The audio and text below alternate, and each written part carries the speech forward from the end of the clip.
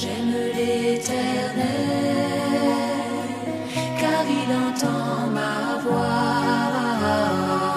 Il a penché vers moi son oreille, et je le chanterai toute ma vie.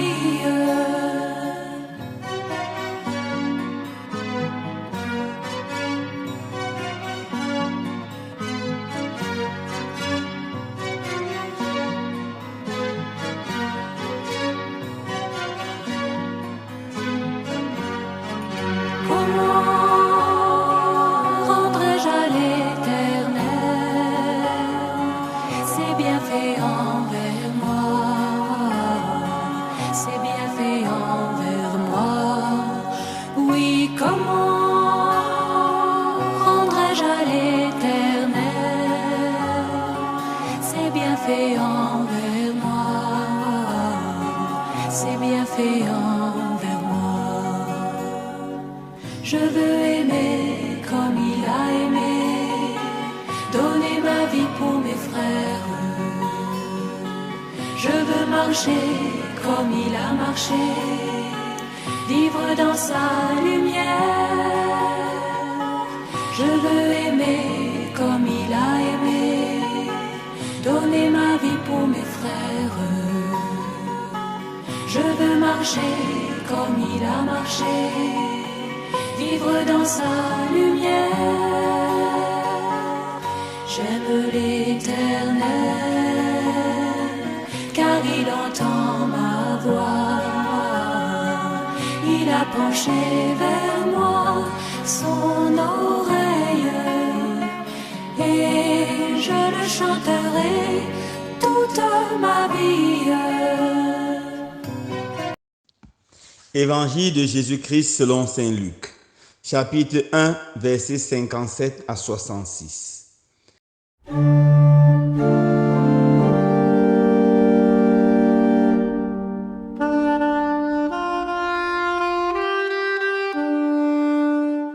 Quand fut accompli le temps où Élisabeth devait enfanter, elle mit au monde un fils. Ses voisins et sa famille apprirent que le Seigneur lui avait montré la grandeur de sa miséricorde, et il se réjouissait avec elle. Le 8e jour, il vint pour la circoncision de l'enfant. Il voulait l'appeler Zacharie du nom de son père. Mais sa mère prit la parole et déclara: non, il s'appellera Jean. On lui dit: personne dans ta famille ne porte ce nom-là. On demandait par signe au père comment il voulait l'appeler. Il se fit donner une tablette sur laquelle il écrivit: Jean est son nom. Et tout le monde en fut étonné.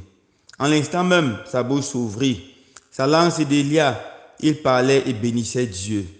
La crainte saisit alors tous les gens du voisinage, et dans toute la région montagneuse de Judée, on racontait tous ces événements.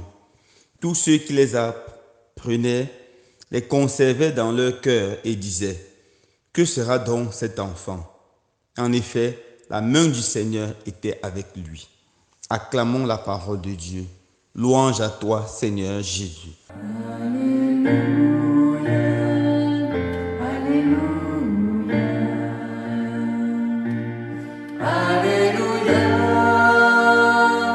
Alléluia, Alléluia, Alléluia, Alléluia. Frères et sœurs bien-aimés, dans l'évangile de ce jour, saint Luc nous relate la naissance de Jean-Baptiste et le choix de son nom. Après qu'Élisabeth eut caché sa grossesse pendant quelque temps, vu son grand âge, finalement, elle donne au monde un fils mâle. Zacharie, lui, ne peut plus parler, car lorsqu'il était en train d'offrir l'encens, de brûler l'encens dans le temple, l'ange Gabriel est apparu. Il a refusé de croire et l'ange lui a dit: tu seras muet jusqu'au moment opportun. Il est devenu muet depuis ce moment-là. Alors, après la naissance de Jean-Baptiste, 8 jours après, Selon la loi de Moïse, on doit donner à l'enfant un nom et le faire circoncire afin qu'il puisse entrer officiellement dans le peuple de Dieu. Et sa mère dit à tout le monde, son nom c'est Jean. Il s'appellera Jean. Et les gens sont étonnés parce que personne dans sa famille n'a porté le nom de Jean. On veut qu'il s'appelle Zacharie comme son père. Mais son père confirme, il s'appellera Jean. Que signifie Jean? Jean signifie don de Dieu. Dieu fait grâce. Dieu comble les hommes de ses grâces et de ses merveilles. Voilà le nom qu'ils ont décidé pour leur enfant, qui est premièrement un don de Dieu. Élisabeth n'a rien fait pour mériter cet enfant. C'est âgé, ayant déjà la ménopause, qu'elle reçoit cet enfant don de Dieu. Mais il n'est pas seulement un don de Dieu pour Élisabeth et sa famille, mais le don de Dieu pour toute l'humanité. Car c'est lui qui va être le précurseur.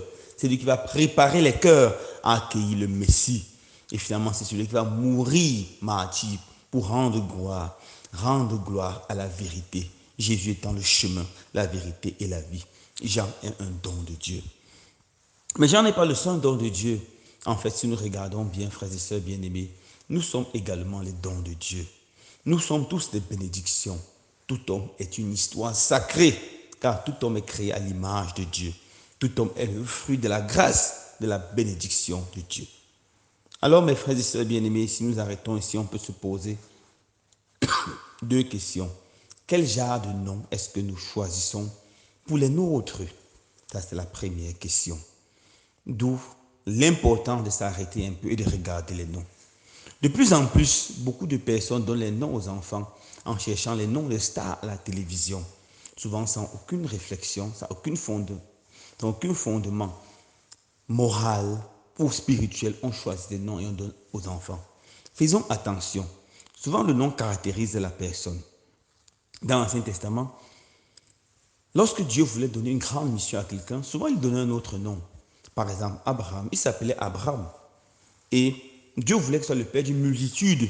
Dieu lui a donné le nom de Abraham, ce qui veut dire père d'une grande multitude, bien qu'il n'avait aucun enfant. Et les gens l'ont tellement appelé comme ça que la grâce a éclaté dans sa vie. Il est devenu effectivement le père d'une multitude. Faisons attention à donner des noms très peu significatifs à nos enfants, ou des noms même à la limite mauvais. Faisons attention. À force d'appeler nos enfants avec ces noms, ils peuvent devenir des mauvaises personnes. Apprenons à choisir des bons et des beaux noms pour notre enfant. Des noms qui ont une signification. Ça peut être dans nos langues maternelles. Ça peut être en toute langue que nous voulons. Mais donnons des noms qui ont une signification. Il y a des noms très beaux qui quand même apparaissent de plus en plus. Nous voyons les noms comme Sibafo, Sila, Simo et beaucoup d'autres noms merveilleux. Mais faisons attention, frères et sœurs, frères et sœurs bien-aimés, aux noms sans aucune signification. Que le Seigneur donne en ce temps de Noël de pouvoir premièrement prendre conscience que nous sommes tous un don de Dieu. Nous sommes tous gens pour les uns pour les autres. Nous sommes tous un don de Dieu. Et deuxièmement, travaillons à être vraiment pour ceux qui vivent avec nous, pour ceux que nous rencontrons, une bénédiction, un véritable don de Dieu. Et enfin, faisons attention au choix des noms que nous donnons à nos enfants. Loué soit Jésus-Christ.